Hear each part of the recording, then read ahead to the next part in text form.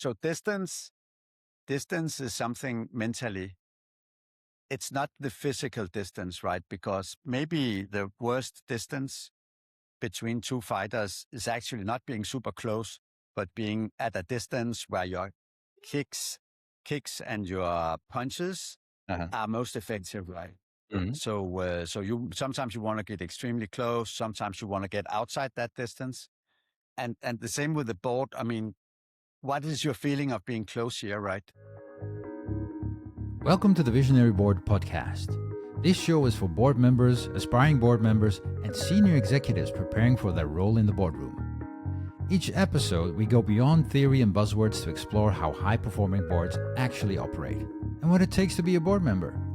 Through talks with experienced board members and experts, you'll gain practical insights you can start applying in the boardroom today. I'm your host, Mark de Jong. Welcome to the Visionary Board podcast.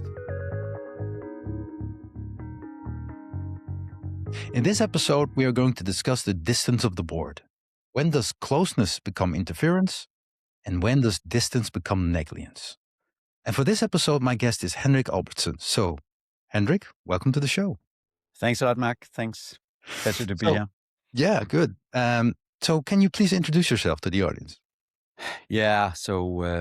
So basically, I'm an engineer by nature, I would say, and I also have an MBA and started my life professionally working as an engineer for like a lot of years, and then went into sales to understand that side of business, and was attracted to maybe doing something else than just development.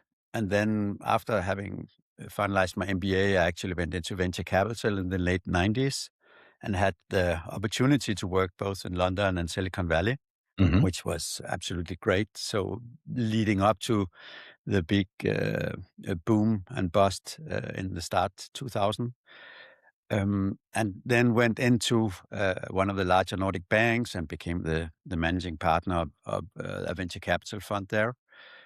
And had like 300 million euro under management together with my team of partners. And we did a management buyout. It seems like it's not always working well to have a venture capital fund inside a bank out of reputations and what do you actually want to promote towards customers and what make headlines and papers and whatever do you have. So we became Nordic Venture Partners and operated in Helsinki, Stockholm, and Copenhagen. And for many years was a large European player. So I had the pleasure and luck to be exposed to a lot of building up businesses, normally as an active chairman, setting boards, working with founders for both. I mean, we did all stages. So we believed in if we really are in love with the idea and that business, no matter what stage, that's when we do the investment, as opposed to being extremely specific about only doing one segment.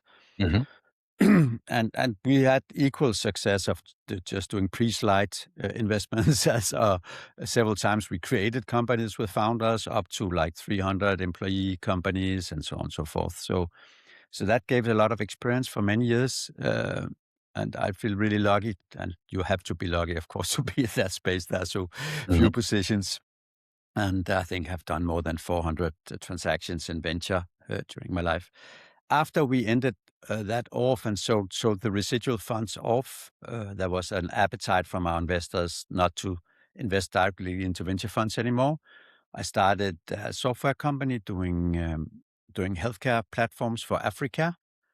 And got back into kind of development and made some architecture, got some people on board, and we built up a company targeting Africa's hospitals, so hospital management system, doing everything clinically and financially, which was a very, I mean, I got the idea without having actually ever been doing business in Africa at all. So I was just more in love with the idea. I thought I was a bit tired of the Western kind of community. We had so many bananas. What do you do with the bananas?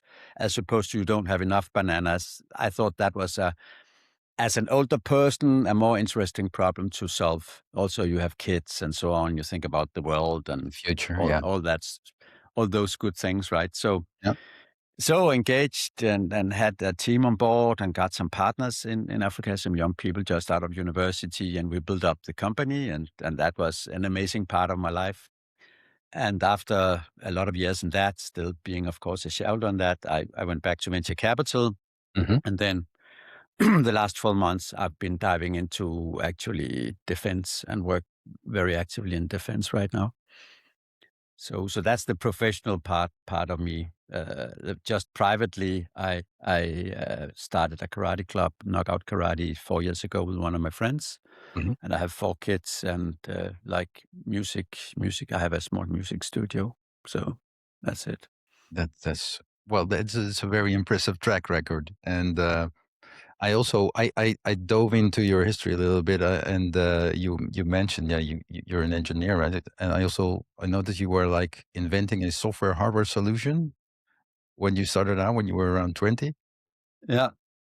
Yeah, exactly. So that's many years ago. My uncle had a company doing some wheel alignment on cars. And at that time, suddenly you had computers going commercially and consumer. So I said to my uncle, why don't you buy some motherboards on Taiwan, and we can re-architect the whole analog systems for just being digital instead. And so I developed that. Yeah, I think, around 20 years old, 20, 21. Yeah. And that replaced the whole product line. That was very fun actually Yeah. to do. Yeah. And now, well, and now you've had this amazing career and extensive experience in boards in different roles. I mean, you've been on both sides of the table. Typically, I always ask my guests, like, "Hey, do you remember when did you first became a board member?" But what I'd like to ask you is, can you, having had all these experiences in boards, can you remember the first time you genuinely felt like a board member, that you really got it down what it takes to be an effective board member? And what changed? Yeah, exactly. So the first couple of board seats I had was more like I was invited in as a private person. Hmm. I was still quite young. And of course, but as a venture capitalist, when you actually had invested real money, Yeah. other people's money, you are really feeling you have that active mandate of now really representing the shareholders. So that feeling created something totally different. I certainly understood the seriousness of the business, of actually the mandate that I had, Mhm. all these millions of whatever currency, that was actually suddenly me that needed to make sure that had some kind of return and all the details were properly in order. And I was accountable to all my investors. I was Yeah. also accountable to all the other shareholders, right? So that I really felt that, yeah. And how did you deal with that pressure? Was that sometimes also a bit overwhelming, or how did you deal with it? No, I thought it was incredibly exciting, Okay. Yeah. incredibly exciting. I think, I I wasn't even that young. I mean, what are we talking about? Yeah, maybe 35 or something. So I think I had been looking for that responsibility, Mm. and suddenly I had it. So I was just super excited to exercise that responsibility, and Okay. I felt I've always had a really dominating feeling of fairness and yeah, things have to be balanced and proper and so on and so forth. And I feel Mhm. that fits pretty well into a board position. So I could really live out that deep desire I had to exert that objective fairness, balanced, and are we okay here? So I thought it was incredibly. I really lived in that. I loved it Yeah, yeah, actually. yeah.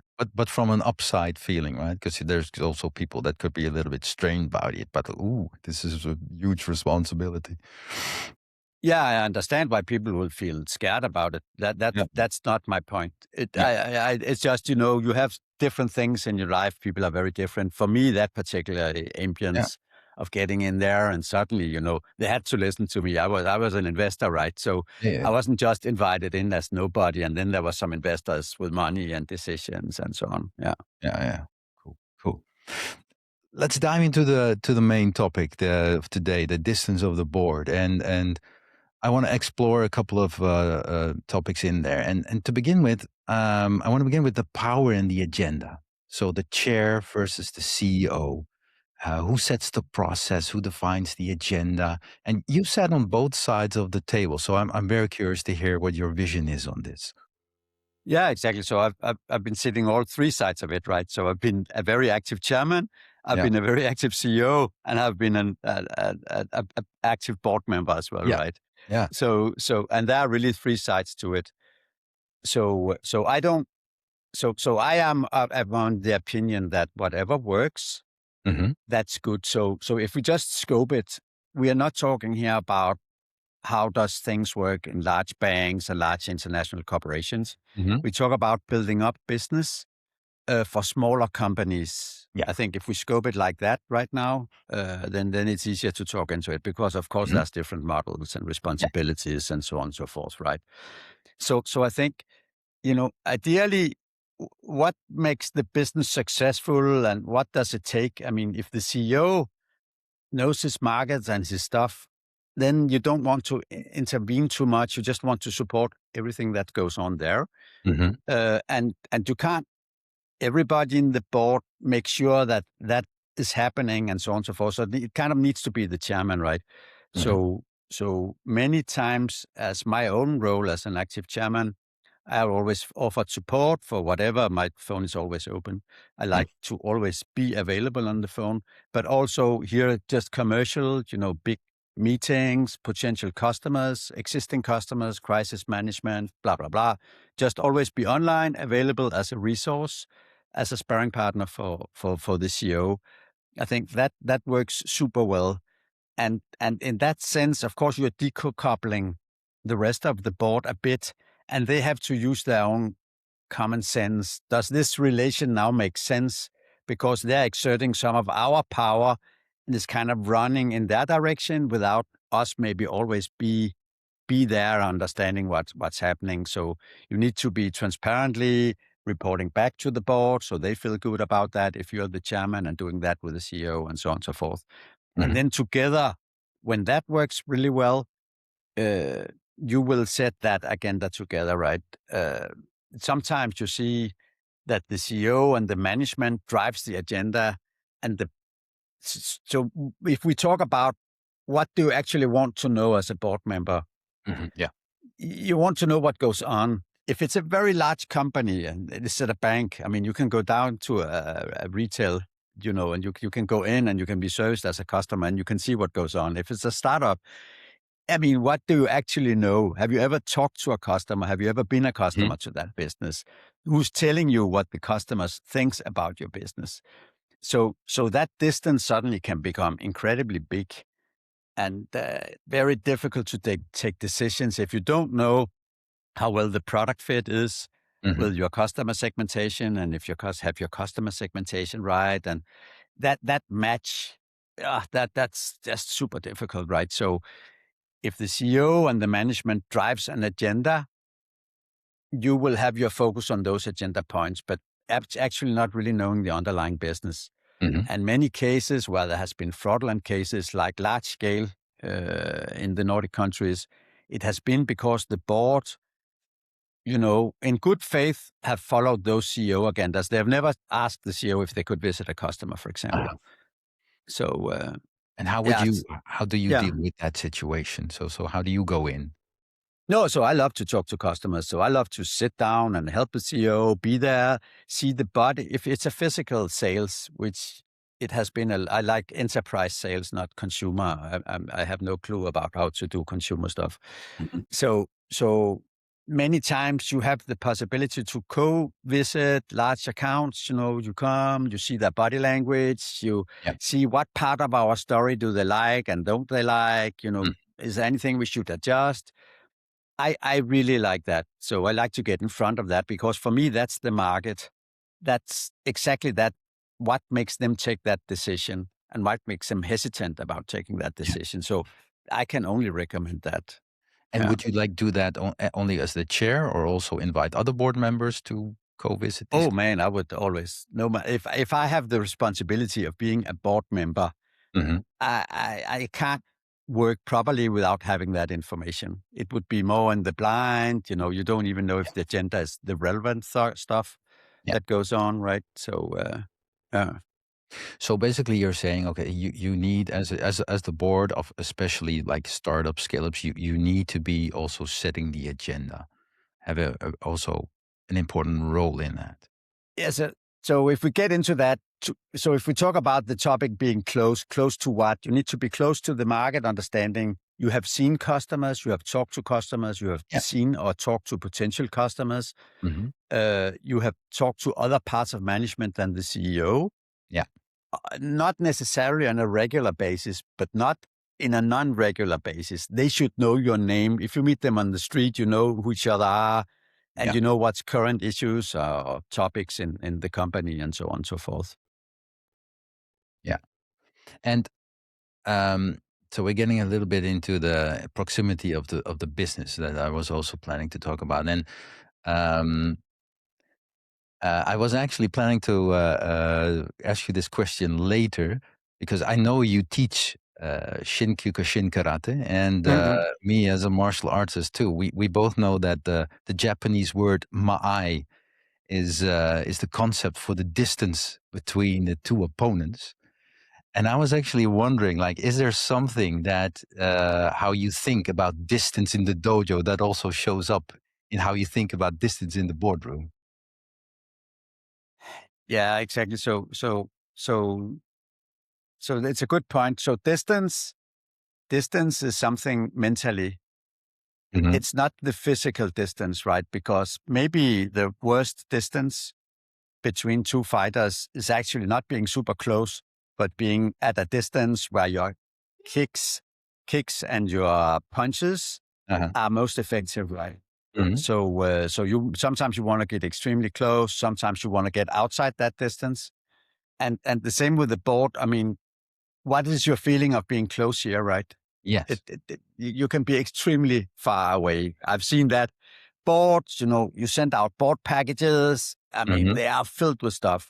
So that will take your mind into all these things and not actually asking about relevant questions. It's the same thing. You do some movements. Your opponent would now guess, okay, so this is what's going to happen. And of course, now something totally different happens, right? Yeah. Yeah. And do you have some examples on in situations where you were too close as a board member, as a chair to the company, to the management, and what happened? Or maybe too distant?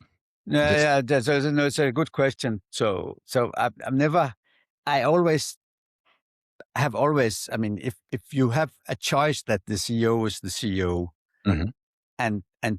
and that's the right choice, you can only be supportive. I mean, you have to really understand that role, and I've always taken that extremely serious. So Mm-hmm. I always treated the CEOs and the managements with a lot of respect. Mm-hmm. At least that's how I feel. Mm-hmm. So in my mind, I haven't been too close. Maybe I have been annoying by some,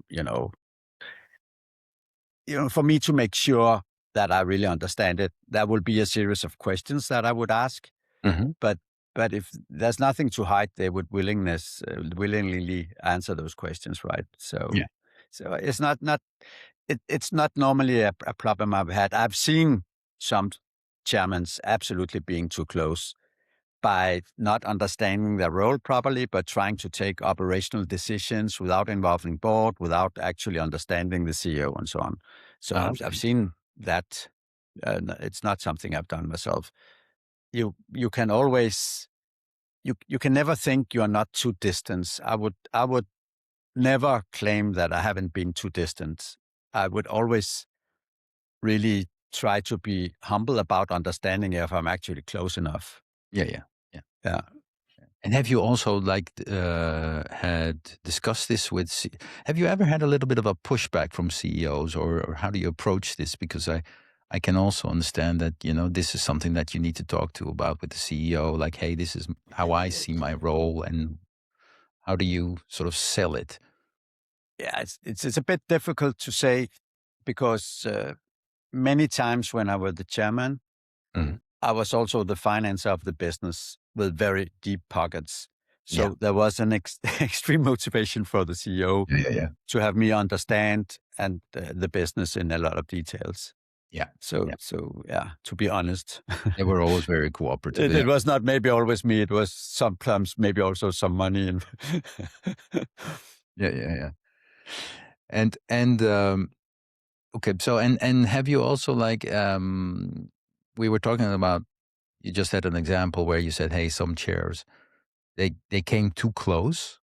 And what do you, in your opinion, what goes wrong there? What could be the negative effect? Yeah, so normally I find that incredibly dangerous. So if the CEO can't run the business, then you have a CEO problem. Mm. If the chairman is kind of controlling the business, not having really the real operational responsibility, he has the responsibility that the CEO is right, and then things will derail. He will not have that detailed understanding that can make you make any tactical or strategic real observations. Yeah. Yeah. It will, That will always go wrong. I mean, always. And if we take it the other way around, when what do you think is what happens when the board is too distant? How do you So it spot can that? be, exactly. So the board being too distant. So now you said too distant. Let's just take the first example. The board is very distant. Yeah. So if the CEO and management are good, then it's extremely good, because then they don't.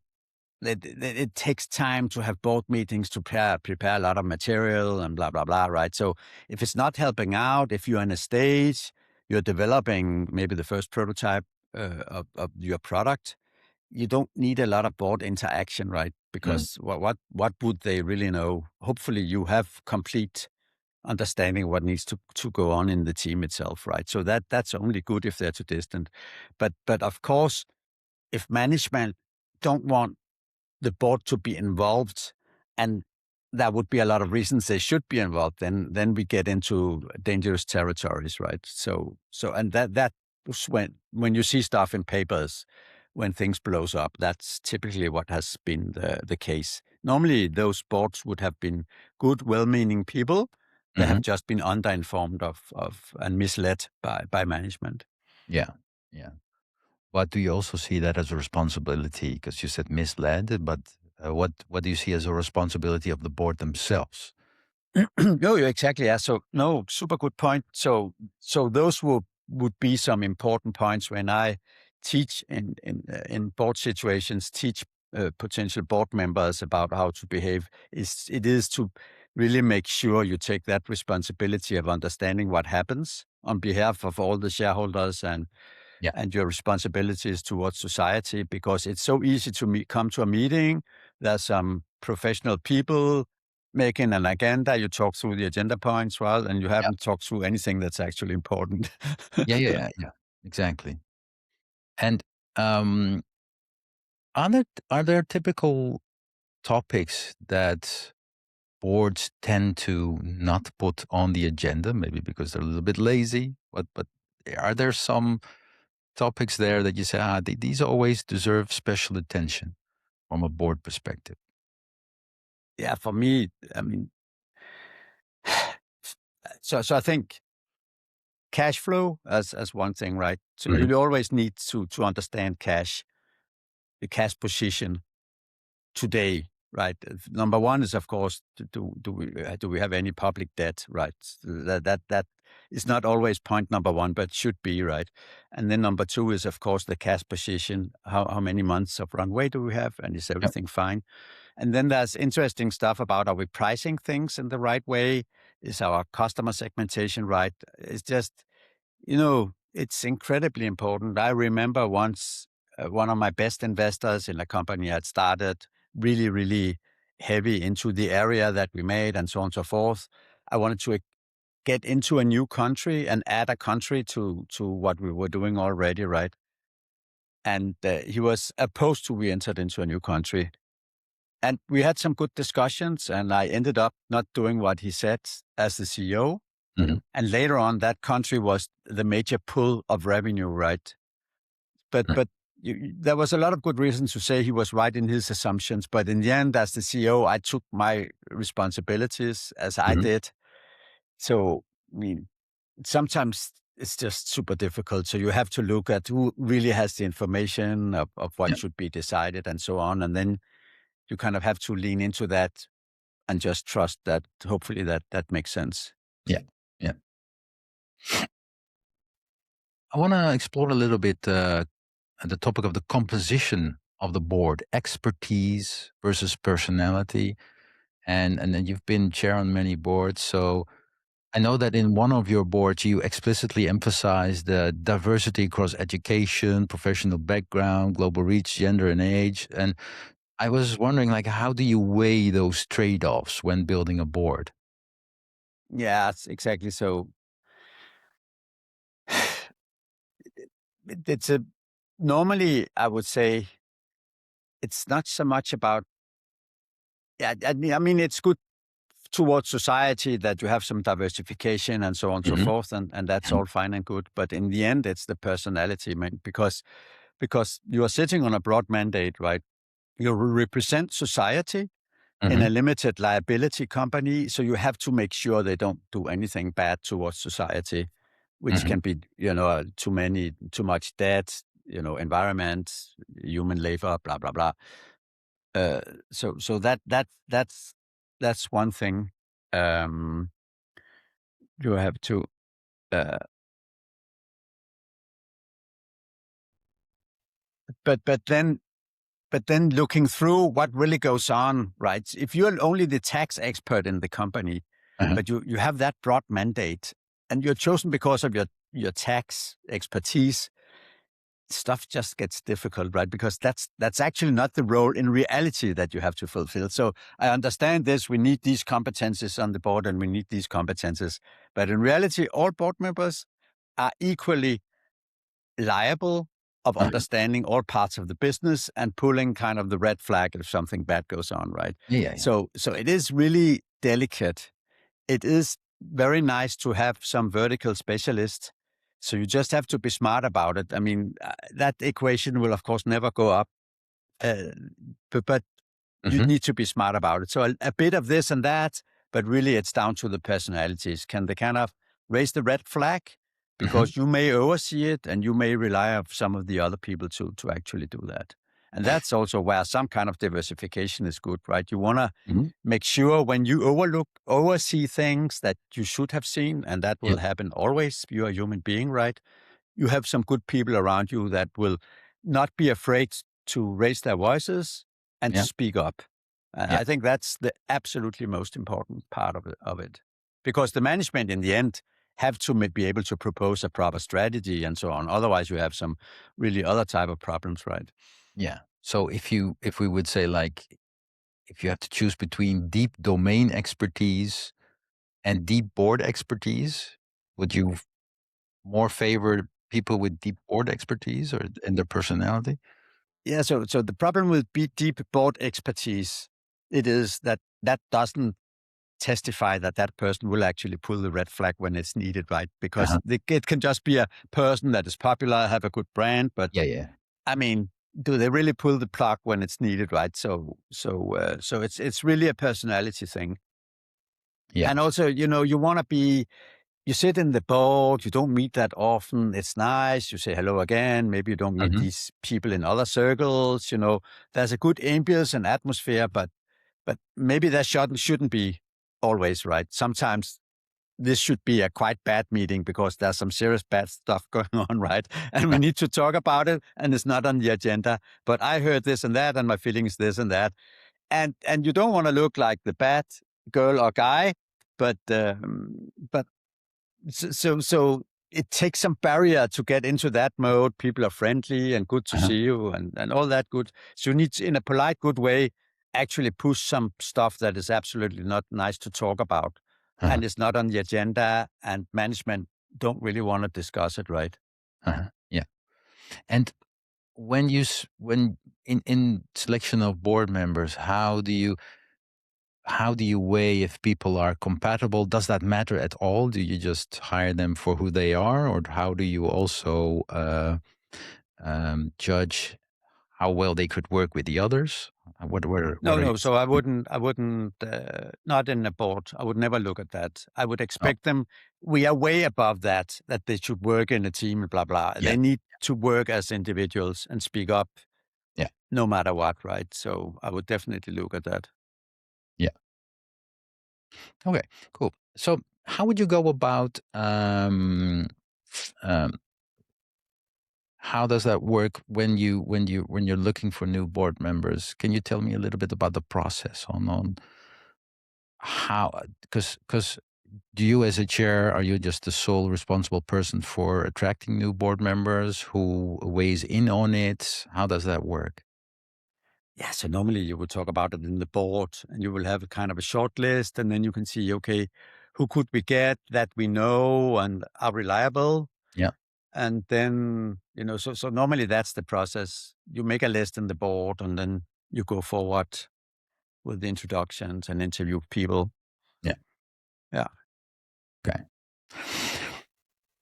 So, I'm a little bit interested about you, like behind the scenes, behind the scenes of Henrik. So how do you, with all your extensive experience and the things you do in life, how do you balance your life? And of course, we have already been talking about your martial arts background, but I'm very interested to hear, like, on the martial arts part, but maybe also other parts, like, hey, how did that affect you in your work? How has it shaped you? Because we talked in preparing this call. I'm a martial artist myself. That has brought me a lot, and it has an extensive influence to me as a person. How is that for you?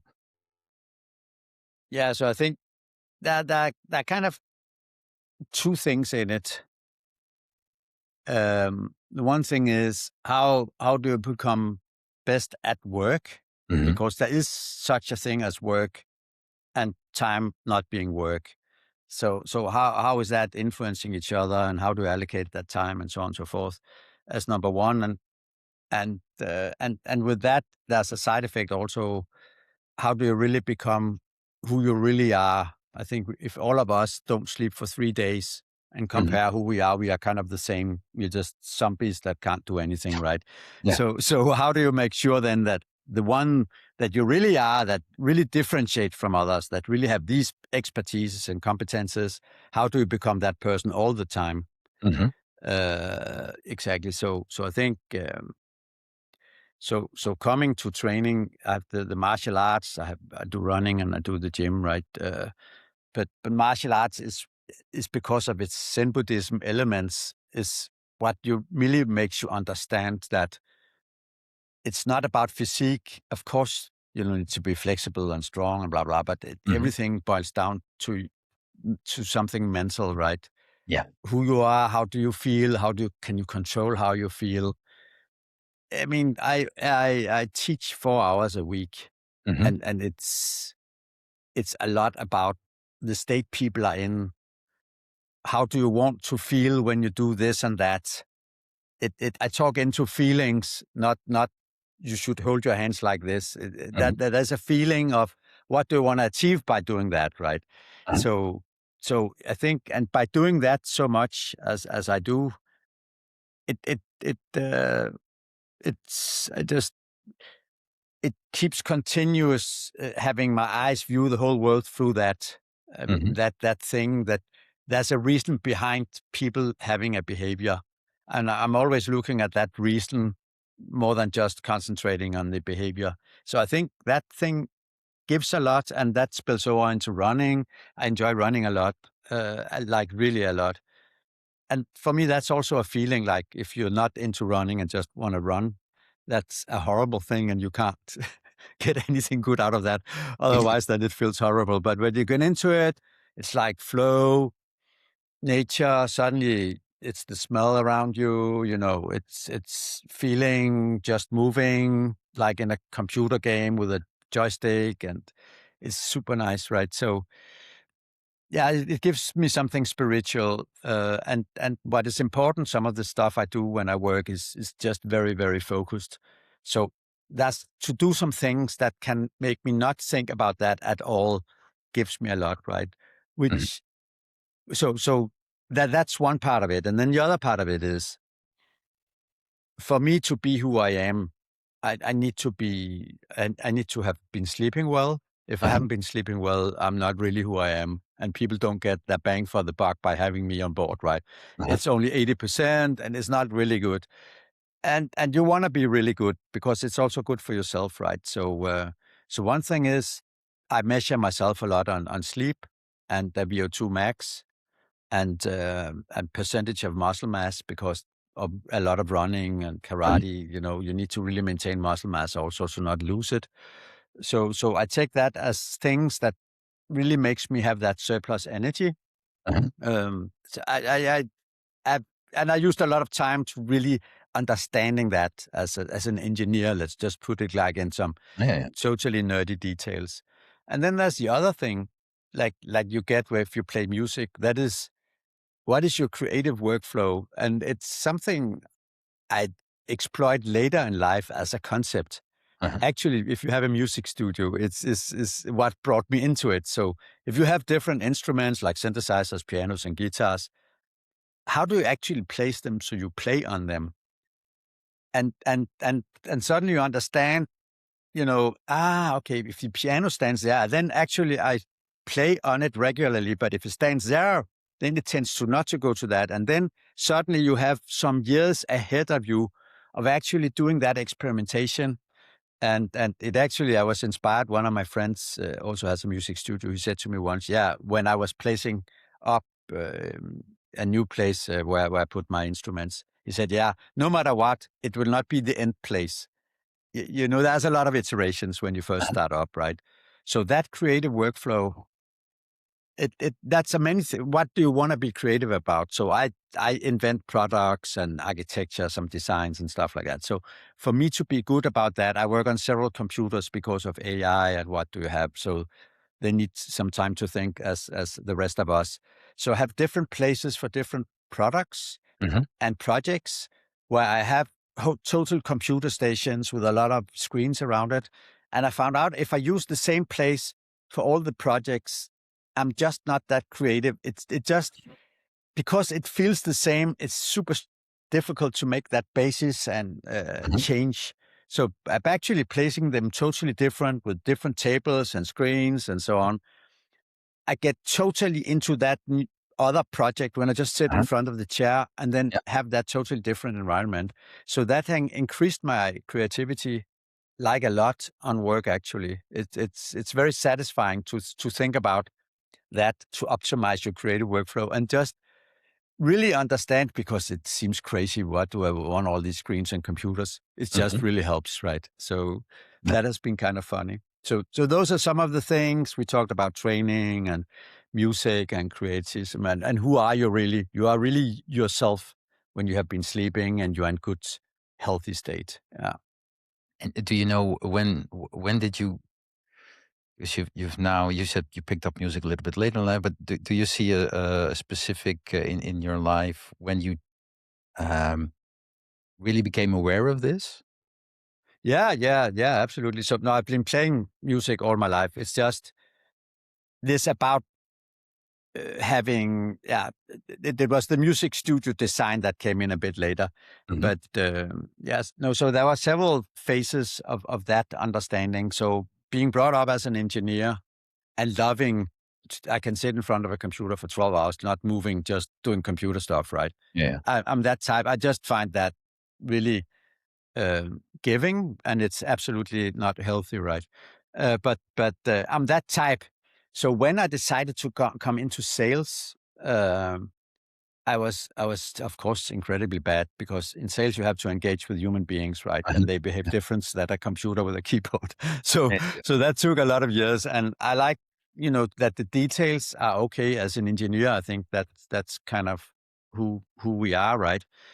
So I woke up 4 o'clock in the morning, preparing slideshows, and not having any clue about what it is to sell. And it took many years to really understand that. I got a job into sales, and my boss was incredibly inspiring, like crazy inspiring. After 1 week, he took me to a course where we kind of walked on fire and meditated with snakes crawling around us. And that was the exact wake up call I needed as an engineer to understand, Wow, actually, I know nothing about life, and Yeah. I probably never will. But now at least I understand that part, right? And Yeah. and we once had a critical meeting with some head R&D guys and so on, and we both have had a lot of on our hearts we wanted to talk about and this and that, and I could just see that he was, of course, my boss, so he had more authority, but that was not what drove them to really listen to him and not me. So Mhm. understood. I mean, we both have human bodies and we have some kind of Yeah. tone of voice and blah, blah, blah. But why are they listening to him and not to me? I found that incredibly interesting from an engineering and human, Yeah. of course, Yeah. point Yeah. of view. So I said, I really want to get into that and understand that part, because that should be something you can understand, right? Yeah. And that started a big journey. That was not a long time after all the meditation with snakes and so on and so forth. Mhm. So I think that was a key change in my life. Yeah. Actually, after that course with the snakes, I felt I get out of a room and into a new room, and some doors closed behind me, and I was never the same again. Yeah. So it was a quite dramatic, in a good sense, also experience, right? And then so that was, yeah, a big change. And then I think about health and creative workflow and blah blah blah, I mean, that comes much later in life. It was more really having time and reflection and being mature. Yeah. Suddenly see some levels above you. Maybe it also comes with all this karate teaching and so on. You just become more reflective, and that got me into that whole phase about myself and my performance and optimizing myself, in understood in a good way, not as just a simple stupid asset, but really, I mean, I'm happy if I do what I do and it's good. And to get into that space, what I do, then need to do, I need to be healthy. I need to have designed my life around blah, blah, blah. Yeah. Yeah. So I relate. I totally relate to that because I've had a similar experience. And when you're young, you try to. I did computer science. You try to sort of engineer things and structure it, and then you sort of hope you get there. But what brought me meditation and martial arts is just at a certain point, and also I have the experience how you can be in the moment, and then it comes in the moment, and you can rely on that. But yeah, that just takes experience. You cannot mm, do that when you're 21. That's yeah. yeah, cool. Um, so um, in closing up, I always ask like, hey, is there one advice you can give to board members? What would it be? But for you, I have like my question is, what is something you believed about boards like 10 or 20 years ago that you no longer believe?